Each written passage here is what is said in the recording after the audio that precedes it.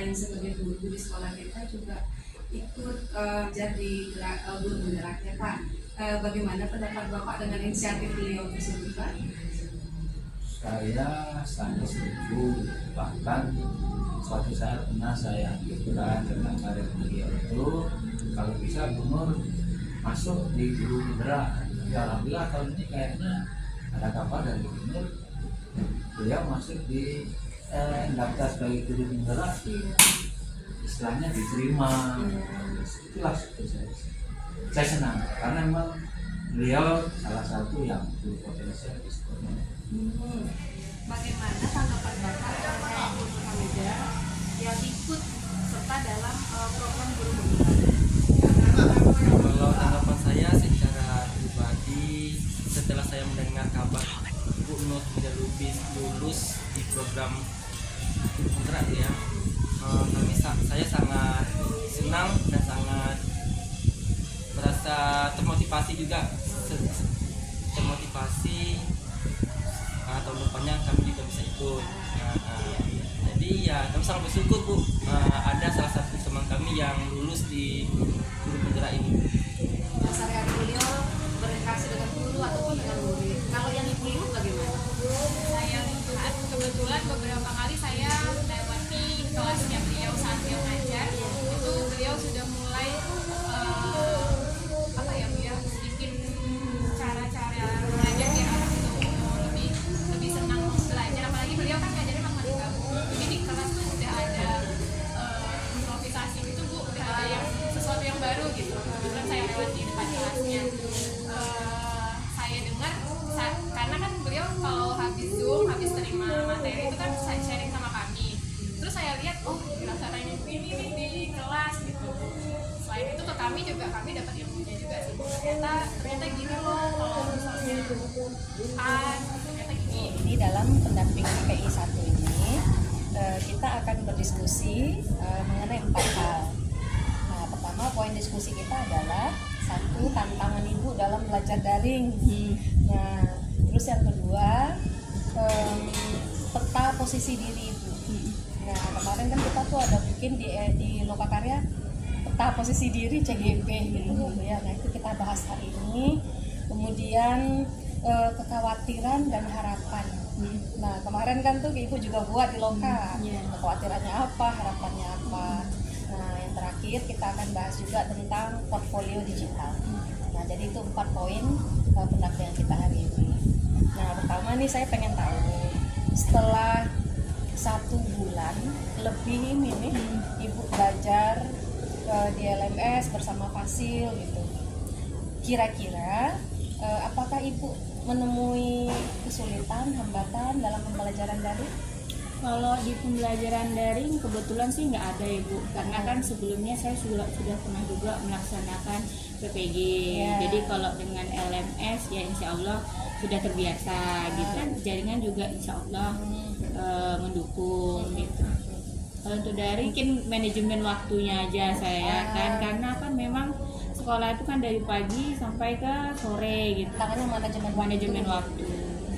Nah, setelah ibu tahu tantangan itu, apakah sudah ada aksi yang ibu lakukan untuk menjaga supaya manajemen waktu ini bagus sesuai dengan pembelajaran? Kalau manajemen waktu ya saya usahakan tidak menumpuk pekerjaan gitu. Kalau memang kita sudah, jadi jadwal yang diberikan oleh BGP ya Bu ya, yang kemarin di awal itu saya pelajari benar-benar tugasnya apa gitu. Jadi saya coba mencari gitu kan referensi ini nih seperti apa, jadi saya benar pelajari, kemudian nanti ketika memang tugasnya disuruh buat ya saya kerjakan gitu. Apakah ada guru lain yang bisa ibu ajak berkolaborasi atau berdiskusi? Kalau berkolaborasi sih biasanya kan karena saya kebetulan wakil kurikulum di sini dan saya juga punya tim, saya lebih sering berkolaborasi dengan tim saya gitu. Di Loka orientasi, ibu menuliskan tentang kekhawatiran dan harapan. Mungkin LK-nya juga sudah ibu sediakan di sini. Kekhawatiran mana yang akhirnya terjadi? Yang saya khawatir benar itu merangkul teman-teman akan sejawat itu. Kita kan berusaha karena mungkin faktor satu ya Bu ya. Ya. Karena rekan sejawat saya itu kan banyak yang sudah berumur gitu. Sementara saya kan baru umurnya berapa gitu ya Bu ya. Guru muda lah. Iya, masih dibilang guru muda. Jadi untuk merangkul yang benar-benar senior untuk kita ayo Bapak Ibu keluar dari zona nyaman gitu kan. Itu yang masih terus terjadi gitu. Ada resistensi dari Iya. guru-guru senior. Mm-mm. Baik. Nah, ketika Ibu menemukan kekhawatiran itu terjadi, apa langkah yang sudah Ibu ambil? Langkahnya sih kita tidak jangan pernah berputus asa sih Bu ya. Kalau umpamanya ibaratnya dari pembelajaran hidup, ketika batu yang terus ditetesi air gitu kan, bakalan lama-lama juga akan rapuh gitu kan. Nah, jadi kita ya jangan berputus asa untuk merangkul mereka gitu kan, komunikasi yang baik gitu kan, tidak merasa bahwa diri kita itu lebih pintar daripada mereka gitu, tetap menghormati mereka. Mungkin itu yang akan selalu saya lakukan gitu. Berarti Ibu nggak menyerah nih dengan Nggak. resistensi yang diperlihatkan teman. Ibu terus mencoba berarti sambil mungkin dengan sharing dengan apa yang Ibu pelajari. Gitu.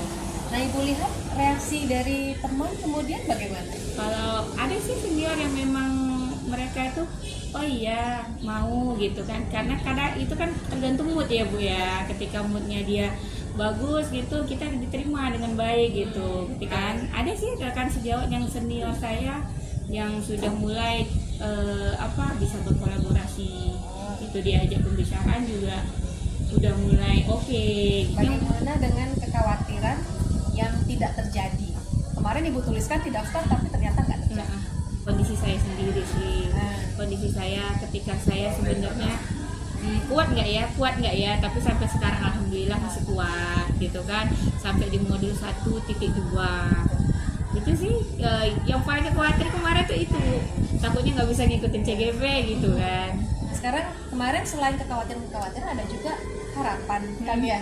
Nah, harapan-harapan apa yang kemarin Ibu tuliskan di list di daftar dan itu menjadi kenyataan? Apa? Harapan saya mendapatkan dukungan yang jelas dari kepala sekolah. Itu kan support yang luar biasa gitu ya Bu ya. Alhamdulillah saya dapat kepala sekolah yang benar-benar mensupport saya gitu. Ketika saya Pak begini oke benar lanjut kayak gitu kan. Beliau memberikan uang gerak gitu. Di modul 1.1 kan Ibu sudah mempelajari tentang pemikiran Ki Hajar Dewantara. Nah, setelah Ibu mempelajari itu perubahan apa yang Ibu lakukan di kelas kepada anak-anak? Yang paling saya rasakan sih Bu, berpihak kepada muridnya. Berpihak kepada murid, di mana dulu saya kan ibaratnya kayak merasa bahwa potensi anak itu semuanya memang ada semua. Jadi saya merasanya bahwa mereka itu bisa loh, kalian tuh bisa loh matematika gitu kan. Jadi terlalu memaksakan kehendak saya gitu kepada mereka. Terus terkadang karena kalau saya terlalu memaksakan kehendak saya, berarti kan saya nggak berpihak pada mereka dong sebenarnya kayak gitu. Jadi sekarang saya lebih mengikuti alur anak saya mau ngapain gitu. Nah, itu tadi yang diceritakan sama Bu Yuni, itu saya mulai membuat perubahan itu, yaitu berpusat kepada siswa gitu, pembelajaran lebih kepada mereka gimana ya supaya caranya itu mereka itu yang lebih aktif dibandingkan saya. Kalau saya tuh dulu kayaknya gerem kali kalau nengok gini doang loh nggak bisa kayak gitu kan, karena memang anak sekarang kan luar biasa tantangannya kan Bu. Menganggap bahwa yang kita anggap sepele itu sama mereka mungkin luar biasa kayak gitu kan. Buat pembelajaran itu ya kita bikin kelompok-kelompok, kemudian ada mereka dengan melihat sticky note saya tempelkan di papan tulis saja sudah kayak oh ini mau ngapain ya gitu. Mereka malah berkolaborasi gitu di dalam kelompok itu. Mungkin ada yang nggak nyari ya mungkin ya di situ ya Bu, tapi mereka aku yang tempel ya jawaban itu ya kayak gitu. Jadi mereka tetap ada kolaborasinya gitu, ada karena mungkin dia satunya nggak rajin berjalan gitu ya kan. Satu lagi saya tuh ice breaking. Kita tetap menjaga mood anak gitu kan, coba belajar sekarang itu ice breaking karena kan memang guru matematika ke saya mungkin ya Bu ya, termasuk orang yang kaku gitu kan, untuk ice breaking gitu langsung kaku, jadi belajar gitu ice breaking, ayo nak kita ice breaking gitu. Dan saya oh ternyata gitu ya prinsip dari Ki Hajar Dewantara, ternyata selama ini saya salah ya kayak gitu. Itu juga yang saya kemarin sharing-sharingan sama mereka, nggak boleh marah karena mereka marah-marah, nggak boleh marah-marah, kita tuh harus berpihak sama murid. Jadi ngomongnya gitu sama rekan sejawat. Jadi bukan hanya ke anak, tapi ibu juga menginformasikan kepada rekan-rekan gitu ya. Pembelajaran apa dari modul pemikiran Ki Hajar Dewantara yang mendorong ibu untuk melakukan itu? Dari pemikiran Bapak Ki Hajar Dewantara bahwa ingarso sumtulodo ing madyo mangun karso tuturi handayani, ya kan, ketika kita benar-benar sebagai guru itu memberikan teladan kepada anak, ya kan, jadi ya harus diri kita dulu dong diperbaiki kayak gitu kan. Jadi pelan-pelan saya memperbaiki diri saya supaya saya benar-benar menjadi guru yang dipengenin Pak Ki Hajar Dewantara nih gitu kan. Mulai pelan-pelan mengontrol emosi saya kayak gitu kan. Kemudian lebih bersabar kepada peserta didik gitu, dengan memberikan motivasi kepada mereka walaupun mereka sebenarnya belum terlalu paham gitu tentang, karena ketika kita memberikan motivasi itu kan mereka tuh harus paham kemana arahnya gitu. Sementara anak kelas 7 ini mereka belum punya arah kayak gitu. Jadi benar-benar harus memberikan motivasi itu ya yang harus sabar gitu kan. Kemudian selalu memberikan dorongan untuk mereka, sebenarnya yang mereka butuhkan itu yang benar kenyamanan gitu. Terus kemudian dari pemikiran Pak Ki Hajar Dewantara bahwa anak itu sebenarnya ketika dia lahir itu yang kodrat alam. Ketika mereka itu sebenarnya sudah punya gambaran tipis gitu di kertas mereka yang putih, bukan mereka kosong gitu. Tugas kita lah yang membuat garis itu menjadi tebal gitu kan. Jadi bagaimana ibu mau menebalkannya, caranya seperti apa kan, seperti itu yang benih-benih itu ya Bu ya. Ketika bibit yang berkualitas tetapi tidak kita jaga dengan baik, ya mereka tidak akan menjadi bagus gitu kan. Tapi ketika nggak akan maksimal, tapi ketika bibit itu yang kurang bagus pun ya kita akan kasih pupuk, kasih pemeliharaan yang bagus, dia akan jadi bagus gitu. Jadi tergantung kita memposisikan ke anak itu seperti apa. Itu sih Bu yang luar biasa Bu dari Bapak Ki Hajar Dewantara. Setelah ibu melakukan perubahan di dalam kelas tadi, ibu mulai menerapkan pembelajaran yang berpihak pada anak, menyenangkan, memakai sticky notes, membebaskan mereka untuk bergerak dan lain-lain. Ibu lihat respon anak murid bagaimana? Luar biasa. Saya pun nggak nyangka pada saat itu gitu kan. Anak kelas 7 kan kita disuruh untuk mereka mendemonstrasikan gitu kan. Sebenarnya cuman saya bilang gini, mereka saya bagi jadi 10 kelompok. Sementara kemarin itu cuman ada 4 pertanyaan. Artinya cuman ada atau 4 pertanyaan ini diborong sama satu kelompok. Silakan saya bilang gitu sama mereka kan. Cuman satu yang membuat mereka itu bahagia itu ketika mereka menunjukkan nama kelompok mereka ke depan kawan-kawannya doang gitu. Inilah kelompokku, nama kelompokku keren, cuman kayak gitu, cuman kayak gitu aja gitu kan. Tapi itu tuh mereka ada yang bahagia banget gitu loh, bangga banget. Bu, kelompok kami mau maju nih loh, nama kelompok kami, dengan bangganya nulis. Terus itu benar-benar yang saya ajarin itu kayak seperti ini ya, mereka ikutin gitu caranya. Jadi ternyata mereka itu bisa, yang penting mereka tuh nyaman deh. Nah, melihat reaksi anak yang seperti itu, antusias gitu, ibu memandang perubahan itu, memandang respon dari anak itu bagaimana?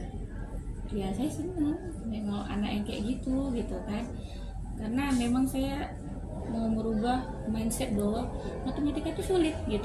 Kata mereka matematika itu sulit, Bu, kok payah kali, sampai mereka tuh punya lagu matematika ilmu yang mematikan, kan nggak mati sampai sekarang. Nah, apa yang sudah berjalan dengan baik dari rencana perubahan yang dilakukan?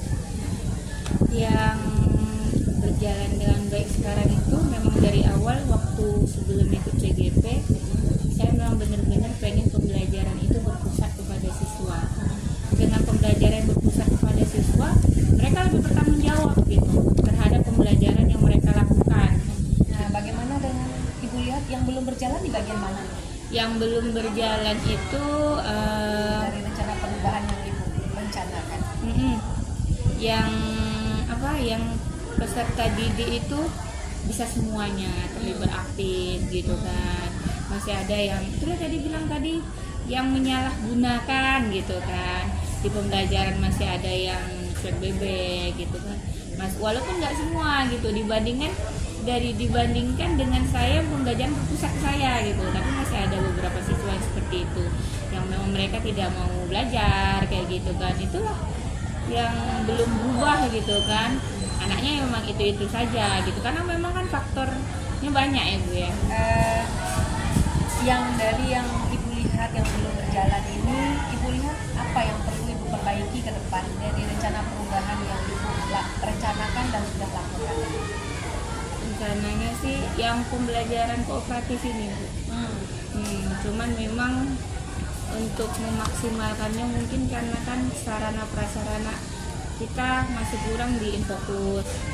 Harus benar-benar aktif dalam membuat media, karena anak itu kadang kan dengan kita adanya media itu mereka tuh kayak kering gitu loh, dibanding kita datang dengan tangan kosong kayak gitu, atau kita tidak membuat perubahan dalam pembelajaran kayak gitu. Jadi pembelajaran inovatif itulah yang harus terus kita ini tingkatkan gitu kan. Perubahan konkret yang Ibu lakukan di kelas tadi itu, dan yang Ibu rencanakan dan yang Ibu sudah lakukan itu, apakah sudah dituangkan ke dalam jurnal refleksi di aksi nyata satu-satu? Tadi aksinya itu sudah di aksinya.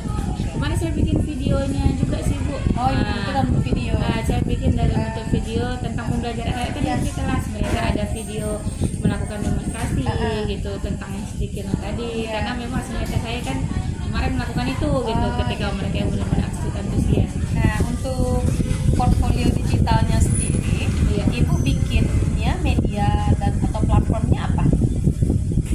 Google Site. Google Site. Nah, Google Site. Site saja ya.